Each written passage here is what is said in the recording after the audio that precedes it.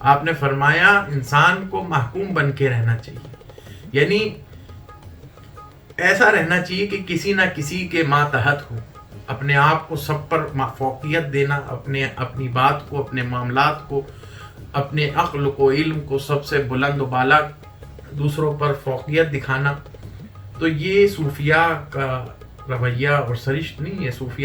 صوفیہ کی روش یہ ہے کہ وہ اپنے دوسروں کو اپنے سے بہتر سمجھتے ہیں اور دوسروں کے مقابلے میں اپنے آپ کو کمتر سمجھتے ہیں. کہتے ہیں کہ محکوم رہنا بہتر ہے حاکم ہونے سے. کم از کم اسے نفس امارہ اور کبر اور خود نمائی اور انانیت کے ایسے رذیلہ اوصاف سے تو وہ کم از کم محفوظ رہے گا. یہاں جو ہم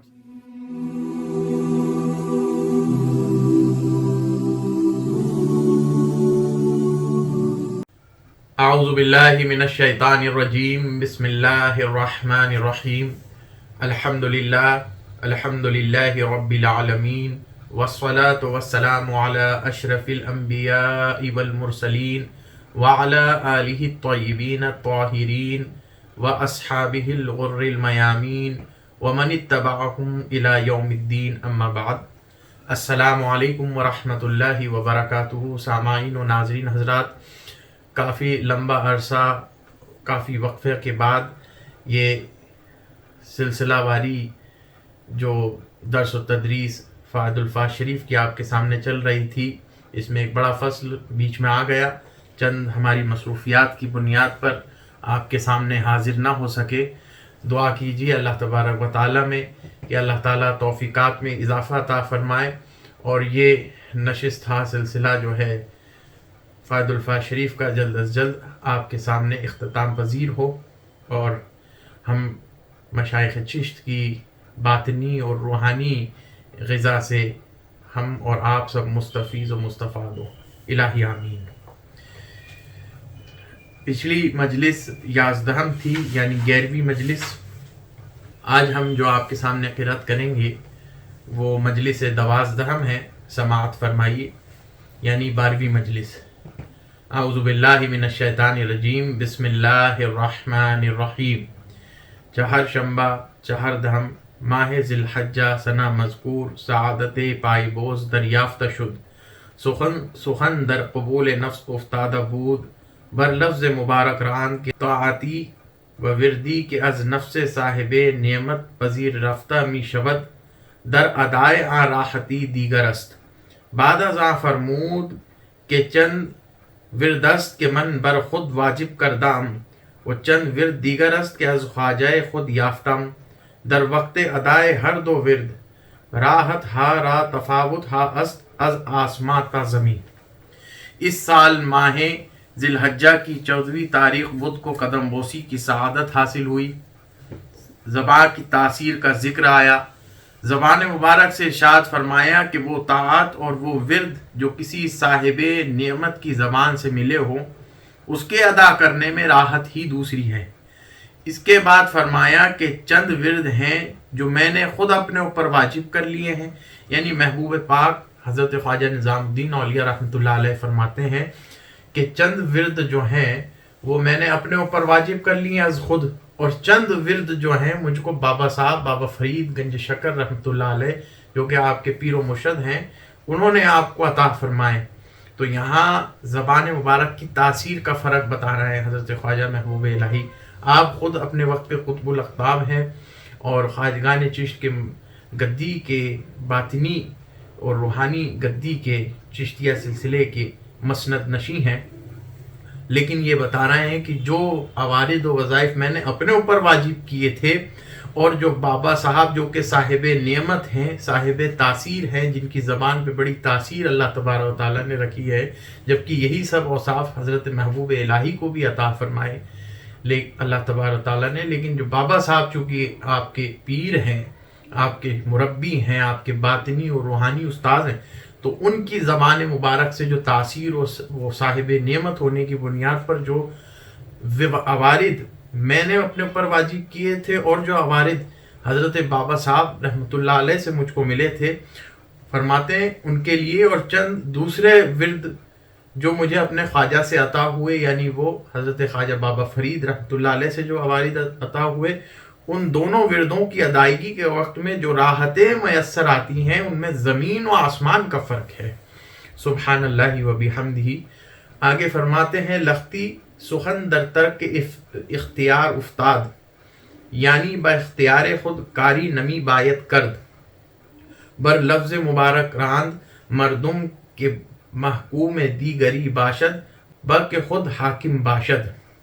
پھر بات اختیار کے ترک کی آئی، یعنی خود اپنے اختیار سے کوئی کام نہیں کرنا چاہیے۔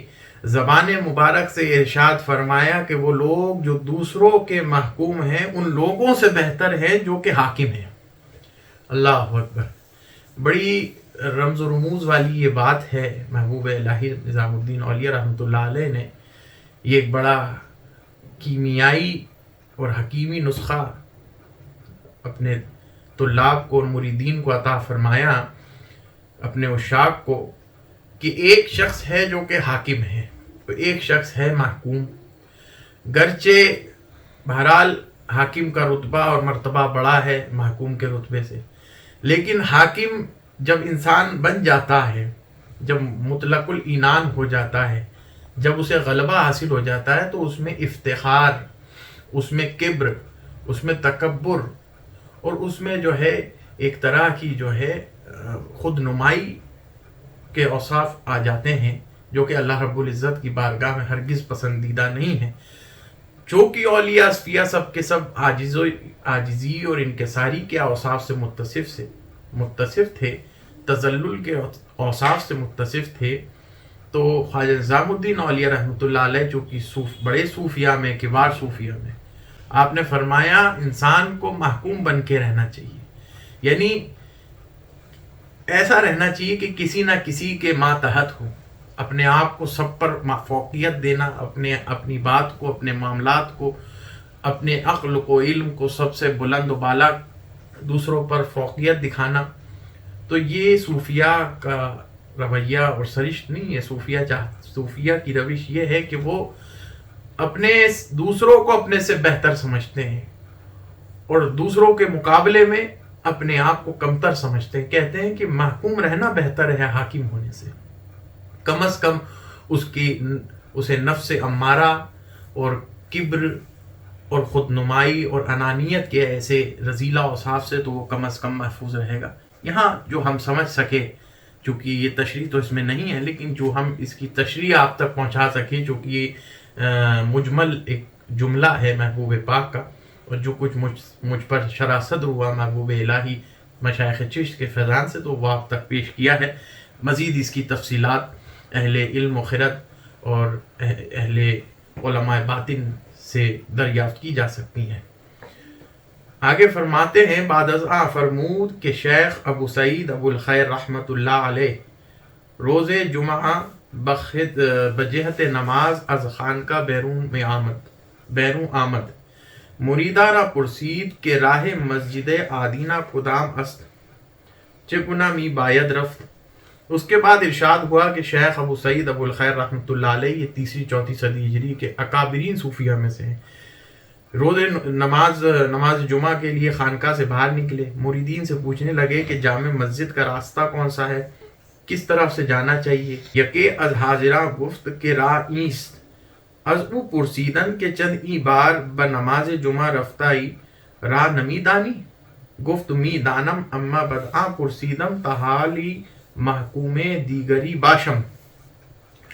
آگے فرما رہے ہیں حاضرین میں سے کسی نے کہا راستہ یہ رہا، جب آپ نے پوچھا شیخ ابو سعید ابو الخیر نے کہ جامع مسجد کا راستہ کہاں ہے، میں خانقاہ سے باہر نکل کے آپ نے پوچھا، جمعہ ادا کرنے کے لیے آپ جا رہے تھے، کہ جامع مسجد کا راستہ کہاں ہے، تو کچھ حضرات نے، مریدین نے کہا یہ رہا راستہ، تو اور کچھ لوگوں نے آپ سے پوچھنے لگے کہ آپ اتنی مرتبہ تو جامع مسجد جا چکے ہیں، پھر آپ یہ راستہ کیوں پوچھتے ہیں، اس میں کیا راز، کیا خفی راز ہے؟